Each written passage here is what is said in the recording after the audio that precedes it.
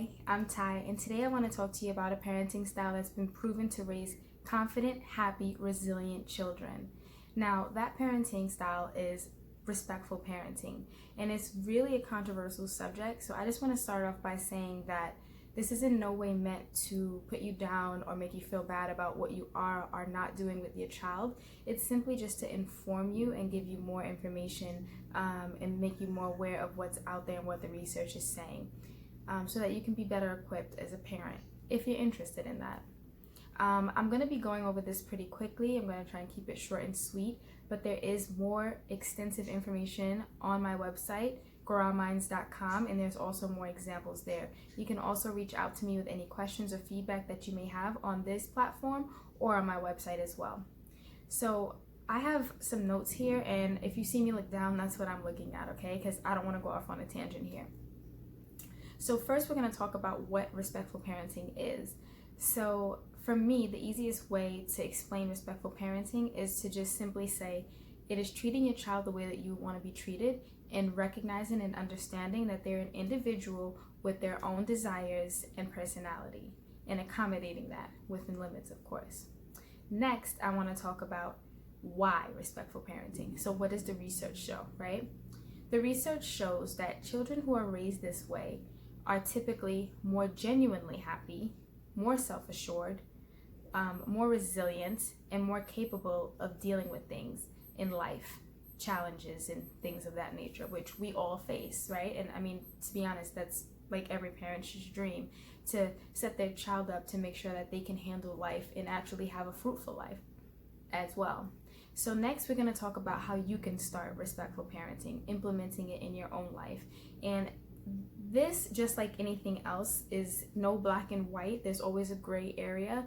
And so you have to find out how this can work for you in your life. I'm simply just trying to give you an understanding of it and help you out with the mindset around it, because a lot of the information out there can be overwhelming.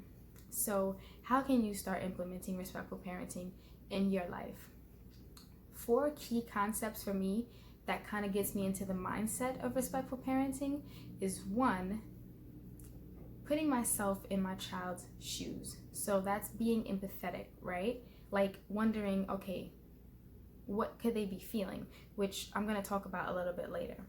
Next is giving her what I would want in that situation. So again, along the lines of being empathetic. Number 3 is think in terms of opposites. So good versus bad, or nice versus mean. What I mean by that is a lot of people would say things like, oh, she's such a good baby.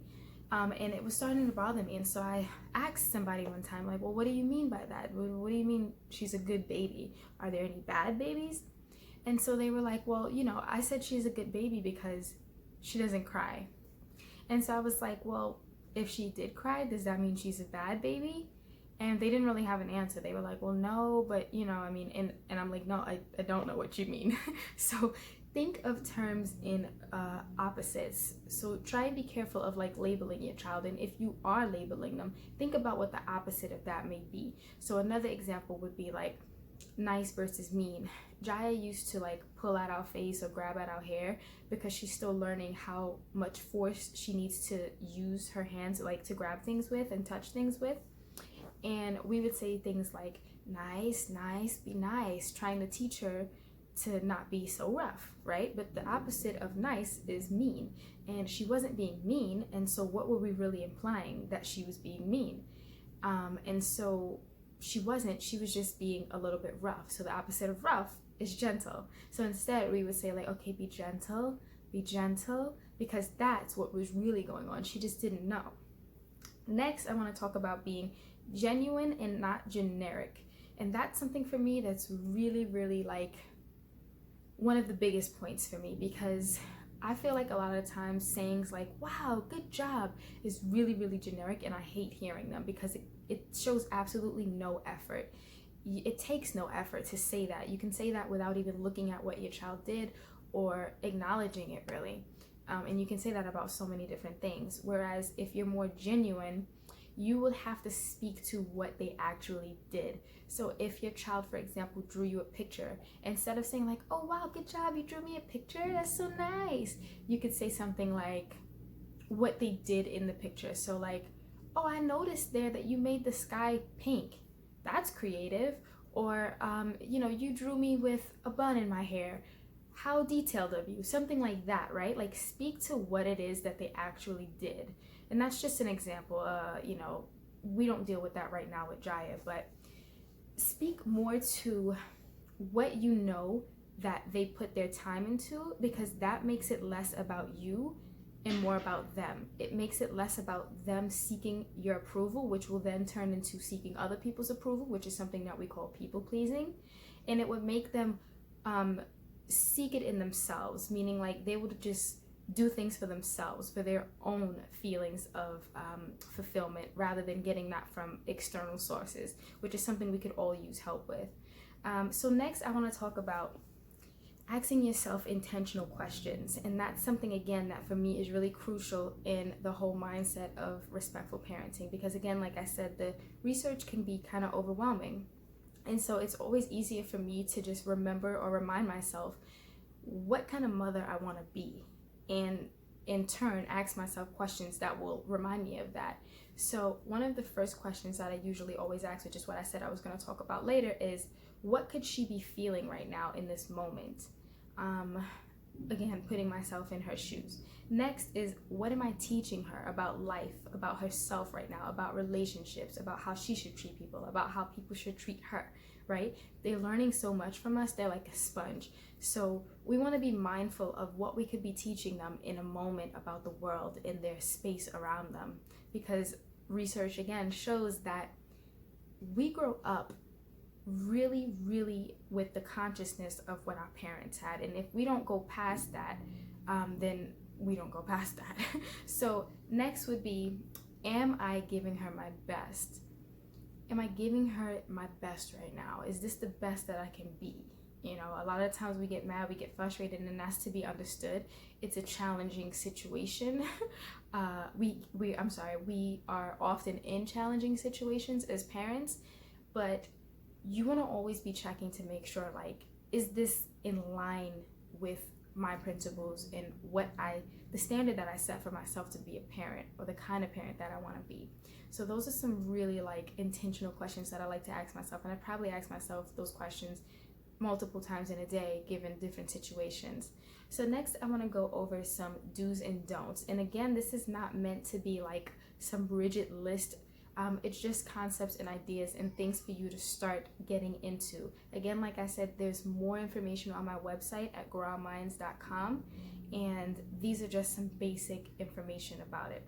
So next, allow them to make decisions. And I spoke about this before on a post earlier this week or the week before, which is giving them little pieces of control throughout their day. Do you want to wear the red shirt or the blue shirt? Do you want waffles for breakfast or French toast, right? Do you want to play on the slides first, or do you want to play on the swing first? Something like that. It seems simple and small, but it really gives them a sense of autonomy and independence. And it's been proven to make it so that you have less power struggles, and they give you less of a fight in tantrums. So next would be to tell them when something is changing. So for example, for me and Jaya, if I'm home putting on the blender, for example, I tell her like, I'm gonna put on the blender, okay? And at this point, I'm not exactly waiting for her to say like, okay, but it's just like giving her that courtesy to let her know that something's gonna be different now.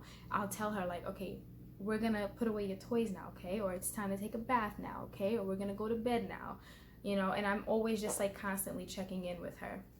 Next would be to ask them before you do something to them. And again, this is not in a sense of like waiting for an answer. For me, anyways. For you, it might be different depending on the age of your child.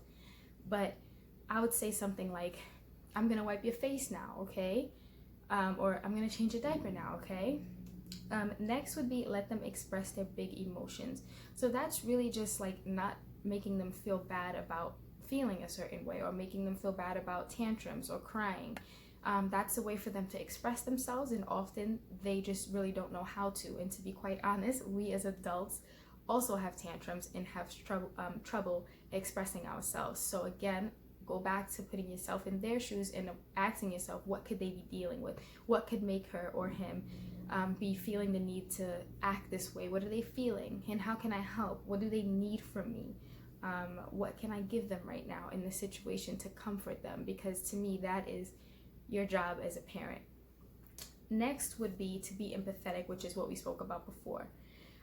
Don't put them down or critique them. So that's pretty self-explanatory. You're not going to be able to build confidence or help your child build confidence if you're constantly putting them down about little things that you may think is a joke or funny, but it's really sticking with them. I'll give you an example really quickly. My sister used to make fun of my toes, and I still to this day feel like I have like ugly feet, right? So it sticks with you. The people who are around you, their opinions matter. And so you want to be making sure that you fill your child up with love and security and confidence and encourage those things rather than point out what are perceived flaws. Next would be, don't undress or change them in front of people. This is again for like if they're smaller in age.